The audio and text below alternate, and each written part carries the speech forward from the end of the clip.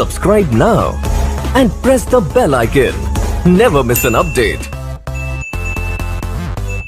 बिस्मिल्लाहिर्रहमानिर्रहीम, अस्सलाम वालेकुम, welcome back to my YouTube English teachers channel. तो आज हम बात करने वाले हैं पोस्ट मॉडर्निज्म और post modern morality in the things they carried, which has been written by Tim O'Brien in 1990। Okay जी, सबसे पहले हम बात करने वाले हैं post modernism. What is post modern literature और पोस्ट मॉडर्निज्म?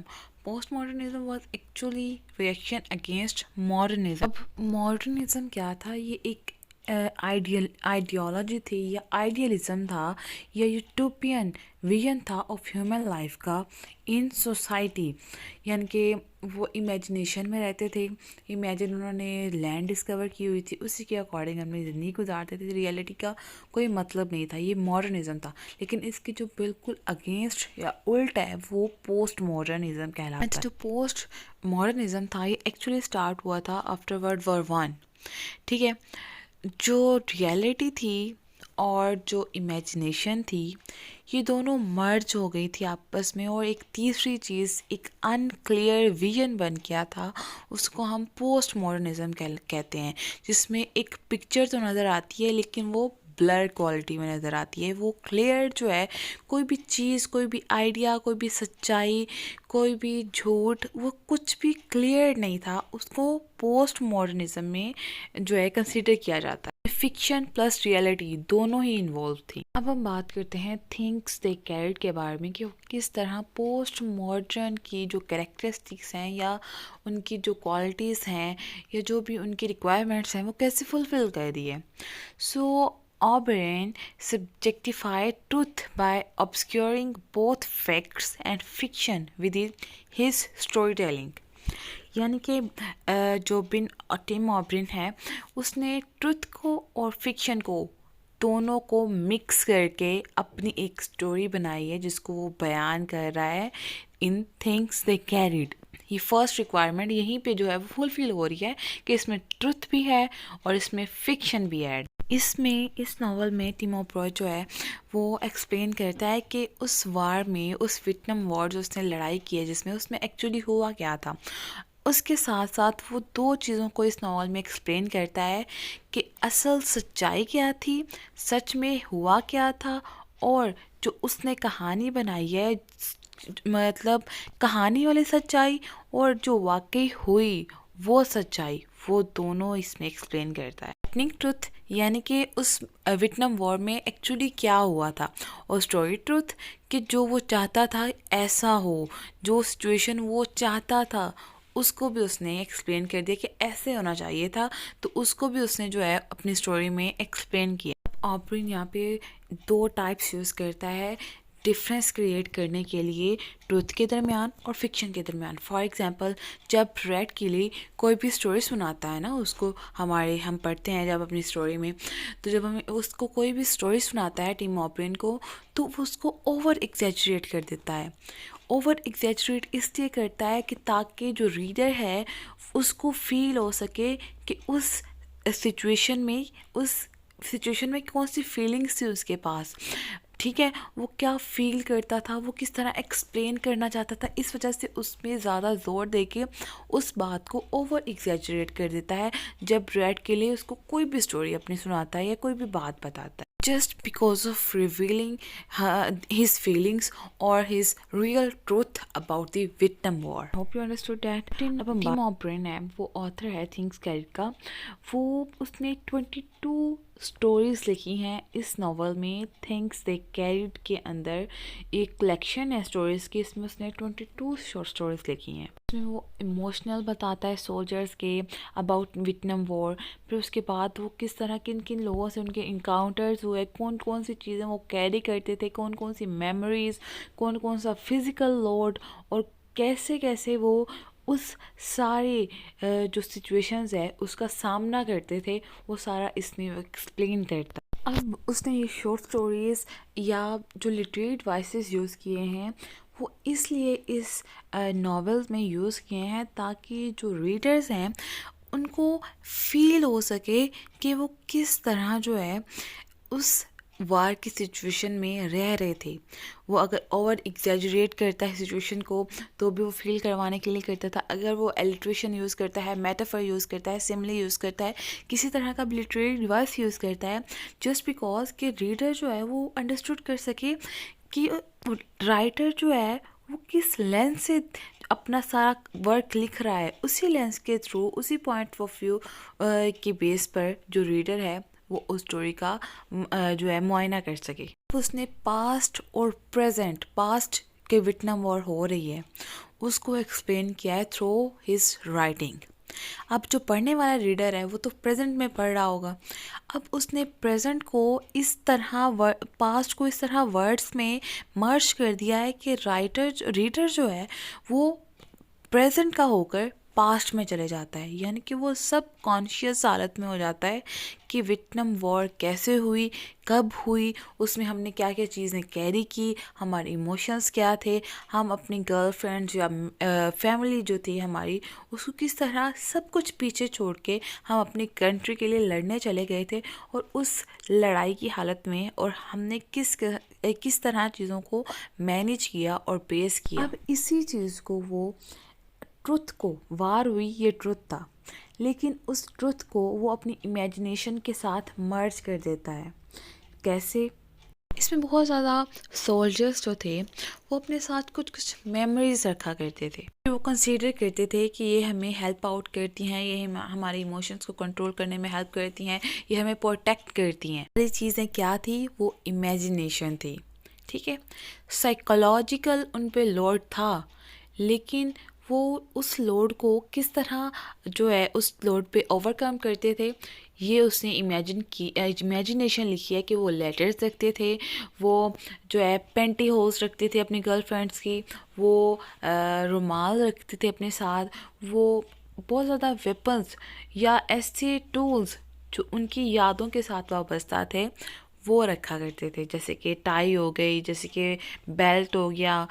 ठीक है, ये वाली चीज़ें उसने इमेजिन की हैं, लेकिन उसने उसमें रियलिटी किस तरह मिक्स कर दी है कि इसमें एक जो कैरेक्टर है रेड कैली एक यंग मेडिकल जो है बॉय है, वो अपने साथ मेडिसिन्स रखता है, वो मलेरिया की मेडिसिन रखता है, निमोनिया की रखता है, वार में अगर जब फाउंड हो जाता है उसको ठीक करने के लिए जो मेडिसिन रखी जाती हैं वो रखता है। ठीक है, उसने क्या किया, रियलिटी कि हाँ ऐसे होता है कि वार में ऐसी चीज़ें रखी जाती हैं, और साथ ही में इमेजिनेशन कि उसने वो चीज़ें भी कैरी करवा दी उनसे जो कि एक्चुअल में वो करते नहीं थे, लेकिन उनके हौसले के लिए, प्रोटेक्शन के लिए, खुद को अच्छा फील करवाने के लिए उसने ये उसमें ऐड कर दी। जो चीज़ें टिम ऑपरेन ने एक्सप्लेन की हैं वो एक्चुअल में फैक्ट भी नहीं है। ठीक है, जैसे कि वो बताता है कि एक करेक्टर है नॉर्मन बॉकर, वो कहता है कि he didn't freeze up or lose the silver star of for valour, the part of the story is my on.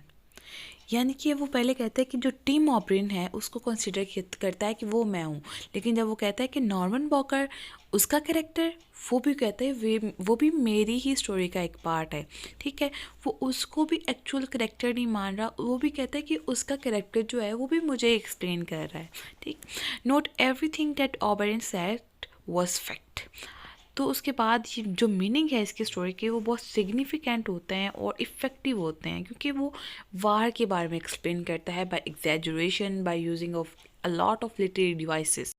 Post modernism की जो क्वालिटी है, जो रिक्वायरमेंट है, वो यहाँ पे फुलफिल हो रही है कि जब उसने वो कहते हैं ऑब्रेन रिवील करता है कि उसने कभी भी किसी इंसान को मारा नहीं है अपनी पूरी स्टोरी में। किसमें? The man I killed. हालांकि इसका टाइटल क्या है, द मैन आई किल्ड, वो आदमी जो मैंने मारा, लेकिन वो उसमें बताता है कि कभी मैंने कोई आदमी मारा ही नहीं था। और फिर जब उसकी बेटी उससे पूछती है कि बाबा आपने कभी किसी को कत्ल किया है, कंफ्यूज कर देने वाला आंसर देता है कि ऑफ कोर्स नॉट, और यस हो भी सकता है और यह नहीं भी हो सकता। ये यानी कि दोनों जो रियलिटी है वो क्लियर नहीं है, वो ब्लर है, या जो फिक्शन है वो भी क्लियर नहीं है, वो भी ब्लर है। ये रियलिटी और जो फिक्शन है, इमेजिनेशन है, वो दोनों आपस में मर्ज हुई हैं।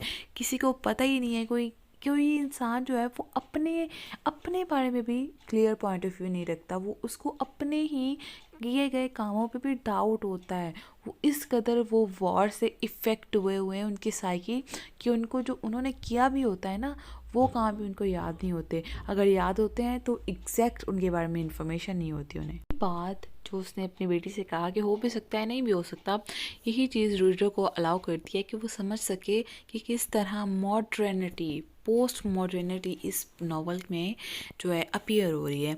फिर उसके बाद ये बताता है कि ऑब्रेन, टिम ऑब्रेन के नावल में सब्जेक्टिविटी इस तरह है, वो ट्रुथ के अंदर ही झूठ होता है। ठीक है, subjectivity that lies within truth to specific point out specific contradiction within truth. सच्चाई के अंदर ही कॉन्ट्रडिक्शंस पाई जाती हैं। फिर उसके बाद वो हाईलाइट करता है इन चीज़ों को इसलिए क्योंकि वो वॉर का टाइम ऑफ पीरियड है और वॉर में हर तरफ bombing, shelling, illusion, psychological effects, सारा कुछ यही चीज़ें चल रही होती हैं। इंसान को खुद का भी पता नहीं चलता और इस कदर उसकी साइकी जो है वो इफ़ेक्ट हुई है। उसको ट्रुथ और जो लाई है इसके दरमियान में फ़र्क की वाज़ह नहीं है कि सच क्या है और झूठ क्या है। एक स्टेटमेंट है, the truth are contradictory, it can be argued for instance that war is grotesque but truth war is also beauty. एक तरफ वो कह रहा है कि वॉर जो है वो ग्रोटेस्क है, यानी कि बड़ी एक्सप्लॉइट करने वाली है, ह्यूमिलिएट करने वाली है। एट द सेम टाइम वो क्या कह रहा है, वार इज़ ऑल्सो ब्यूटी, वार जो है वो खूबसूरती भी है। किस तरह? दोनों ही स्टेटमेंट्स वो एट अ टाइम वो एक्सप्लेन कर रहा है, यानी कि इस कदर वो थे कि उनकी जो स्टेटमेंट्स थी वो भी क्लियर नहीं थी। वो जो कहना चाह रहे थे उनको खुद ही नहीं पता था, उनको उनमें ही डाउट था। इस तरह वो साइकोलॉजिकल इफ़ेक्ट्स पोस्ट मॉडर्निज़म के इस नावल में ज़ाहिर करता है। ये साइकोलॉजिकल इफ़ेक्ट हमें इस तरह नज़र आते हैं कि ये ट्रुथ था ना, उस एज में, वियतनाम वॉर के एज में, ये दो तरह का था, दो डिफरेंट मीनिंग रखता था। कहने वाला कुछ और कहता था, सामने वाला जो सुनता था, समझने वाला कुछ और समझ जाता था। जैसे कि एक स्टेटमेंट है, almost everything is true, almost nothing is true. सामने वाले ने क्या कहा कि हर चीज़ जो है वो ठीक है, ठीक है, ऑलमोस्ट सारा कुछ ठीक है। लेकिन सेकंड टाइम ही उसने एट द सेम टाइम ही दूसरी तरफ उसने कह दिया कि ऑलमोस्ट नथिंग इज़ ट्रू, क्या पता कुछ भी ऑलमोस्ट ठीक ही ना हो। यहाँ पे भी वो ट्रुथ में इंटरप्रिटेशन यूज़ कर रहा है, यानी कि ट्रुथ और lie at the same time उसने अपनी स्टेटमेंट में यूज़ किए हैं और यही साइकोलॉजिकल इफ़ेक्ट्स जाहिर करता है on human being of Vietnam war. अब यहाँ पे भी हमें जो है साइकोलॉजिकल इफ़ेक्ट नज़र आ रहे हैं कि टिम ऑब्रेन वो कहता है द मैन आई किल्ड में, या उससे पहले कि मैंने कभी किसी इंसान को नहीं मारा, लेकिन on the same time at the same time वो ये भी कहता है कि शायद मैंने मारा हो।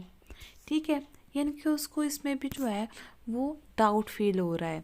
फिर उसके बाद ये बहुत डिफ़िकल्ट हो गया है सेपरेट करना कि what happened from what seem to happen, कि क्या एक्चुअल हुआ था और क्या लगता था कि क्या हो गया। उसको लगता था कि मैंने शायद मारा है, लेकिन उसको ये पता था कि उसने नहीं मारा, लेकिन उसको ये लगता था कि उसने मारा है।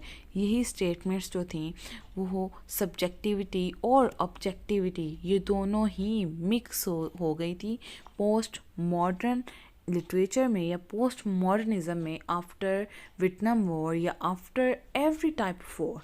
जो साइकोलॉजिकल इफ़ेक्ट्स थे वही जो थी वो पोस्ट मॉडर्निज़म उसी में नज़र आती है कि इंसान को कुछ भी क्लियरली याद नहीं था, अगर याद था तो उसमें भी उसको डाउट था, उसको लगता था ऐसा नहीं हुआ ऐसा हुआ होगा, हर चीज़ में डाउट था और हर इंसान जो है वो फुली इफ़ेक्टेड था, भटक रहा था सच और झूठ के दरमियाने रास्ते में। ठीक है, और इसी के साथ इस वीडियो का एंड होता है। आई होप यू ऑल का एंजॉय, दुआ में याद रखेगा। थैंक्स फॉर वॉचिंग, अल्लाह हाफिज़।